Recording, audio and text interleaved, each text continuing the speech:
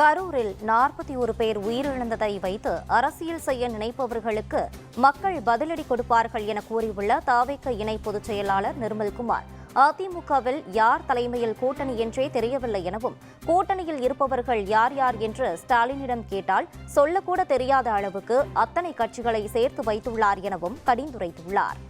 கண்டிப்பாக நாங்கள் கரூர் விஷயத்தை என்றும் அரசியலாக்க மாட்டோம். தைரியமாக நாங்கள் மட்டும்தான் முதல் நாள் தைரியமா எதிர்கொண்டுட்டு இருக்கோம். ஏன்னா எங்களுக்கு தெரியும் அங்க என்ன நடந்துச்சுன்னு, மக்களுக்கு தெரியும் என்ன நடந்துச்சு, அங்க கரூர்ல இருந்த மக்களுக்கு தெரியும் என்ன நடந்துச்சுன்னு.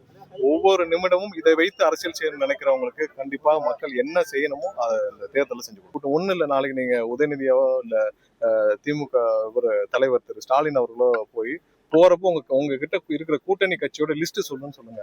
அவருக்கு தெரியாது. அவருக்கு 2-3 கட்சியை தவிர அவருக்கு சொல்ல தெரியாது.